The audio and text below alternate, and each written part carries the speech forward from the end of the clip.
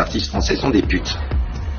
Des putes du système, payées par le système pour faire de la propagande pour le système. Voilà. Bon, ça on le savait déjà nous, mais je pense que le peuple s'en rend davantage compte. Fransa artık bir demokrasi değil, Fransa İsrail'dir. Bir cehennem yaşıyoruz. Derin devletimiz %100 İsrailci. J'emmerde les francs-maçons et j'emmerde toutes les mafias juives suprémacistes tribales qui ont oublié que dans la République française, on ne reconnaît pas les communautés. Nous, on n'est pas les racistes. Les racistes, c'est vous et on vous emmerde.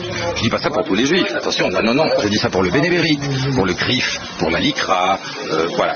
Ça fait de la peine d'avoir raison, mais ça fait 11 ans maintenant.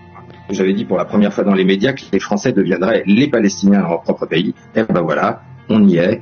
Et je connais plein de gens qui n'étaient pas du tout de notre côté. D'ailleurs, j'ai pas de côté dans le sens où je veux dire, je suis pas d'extrême droite, contrairement à ce qu'on dit. J'ai un grand respect et amitié pour Jean-Marie Le Pen et Bruno Gollnisch, mais moi, quand je vois ce que l'extrême droite, je m'en fous complètement. C'est pas ça, simplement, je suis souverainiste. Bon, mais je connais même des gens d'extrême gauche. Alors, pas vraiment quelqu'un d'extrême gauche, mais qui comprennent parfaitement. Et je suis plus d'ailleurs d'accord avec souvent des électeurs d'extrême gauche, je parle pas de Mélenchon, hein, des électeurs d'extrême gauche, que de ce que je vois dans la droite nationale. Donc tout ça, il y a des gens qui sont réveillés et d'autres pas, et puis c'est tout. Le reste, c'est pas très important. Peut-on dire que la franc-maçonnerie est un lobby sioniste déguisé?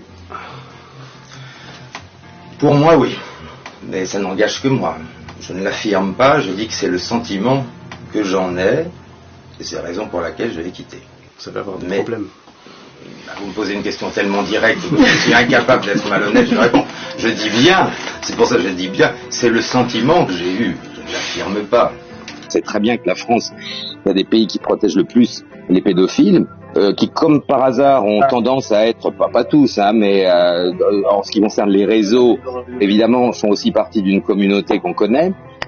Faut quand même le dire, hein, ça veut pas dire, il peut y avoir, il y a des prêtres catholiques qui peuvent être pédophiles, il peut y avoir un musulman qui soit, il peut y avoir, je dis pas ça, mais les réseaux organisés, comme d'habitude, il se trouve que Epstein, il est pas musulman, il est pas chrétien non plus. Voilà, et c'est pas le seul. Donc, comme d'habitude, les réseaux de drogue, les réseaux de prostitution et les réseaux de pédophilie, c'est à peu près toujours la même communauté. Je crois que lorsque je dis que la France est un pays occupé, en fait, on est très très en dessous de la réalité. On est devenus les Palestiniens de notre pays et ça ne fait que s'aggraver avec une violence absolument inouïe. Alors je vais vous citer quelques phrases du Talmud, hein, quand même, pour ceux qui connaissent pas, c'est officiel, hein, c'est la version de Babylone, bon, accrochez-vous. Les Juifs ont droit à être appelés hommes, pas les goïms. D'accord. Un goy est comme un chien.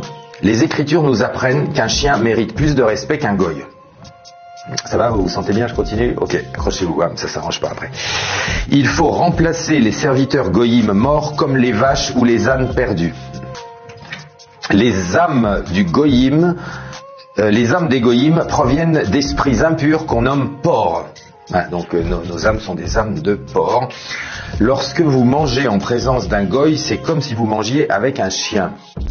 Bon, je continue. La propriété du goy appartient au premier juif qui la réclame. C'est clair, il faut y aller. Là, je crois que Punk is not dead.